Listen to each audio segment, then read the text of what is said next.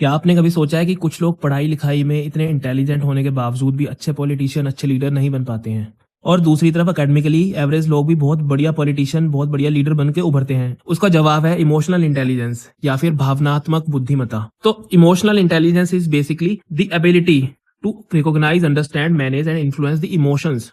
अपने और दूसरों के इमोशंस को, दूसरों की भावनाओं को रिकॉग्नाइज करने की, समझने की, मैनेज करने की और इन्फ्लुएंस करने की काबिलियत को ही बोलते हैं भावनात्मक बुद्धिमत्ता या फिर इमोशनल इंटेलिजेंस। फॉर एग्जाम्पल कि हमें गुस्सा आ रहा है तो उसे हम इस तरह से देखेंगे कि इस तरह की भावना मेरे दिमाग में क्यों आ रही है, मुझे ये इमोशन फील हो रहा है और मुझे इस तरह से इसके साथ डील करना है, इस तरह से इसको मैनेज करना है।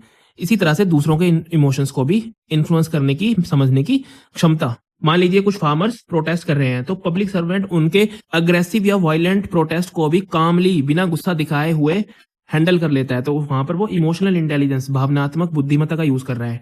इसी तरह से किसी स्कूल के बच्चों का रिजल्ट अच्छा नहीं आया है बोर्ड एग्जाम्स में, तो वहां पे प्रिंसिपल समझता है कि अच्छा, इस समय बच्चे इस तरह का इमोशन फील कर रहे होंगे और उन्हें डांटने की बजाय मोटिवेट करता है। सिमिलरली हम महेंद्र सिंह धोनी का एग्जांपल भी दे सकते हैं। वो किस तरह से प्रेशर सिचुएशंस में काम रहते थे, अपने इमोशंस को बिल्कुल कंट्रोल में रखते थे और पॉजिटिव रिजल्ट लेकर के आते थे। इमोशनल इंटेलिजेंस के 5 एलिमेंट है। सेल्फ अवेयरनेस मतलब खुद के इमोशंस के बारे में अवेयर होना, जानना। सेल्फ रेगुलेशन अपने इमोशंस को रेगुलेट, उनको संभालने की क्षमता होना।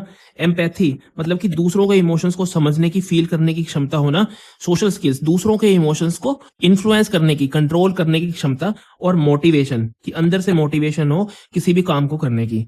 फाइनली हम ये कोड यूज कर सकते हैं, IQ can get you hired but EQ can get you promoted. Daniel Goleman. And emotional intelligence is what turns intention into action and action into results bye chip Conley. अगर आप इस video को English में देखना चाहते हैं या फिर आप यूपीएससी या फिर किसी भी और गवर्नमेंट एग्जाम की तैयारी कर रहे हैं और आप एथिक्स के पेपर में अपना स्कोर इंप्रूव करना चाहते हैं तो you can follow IAS foundry और you can follow this initiative. Thank you.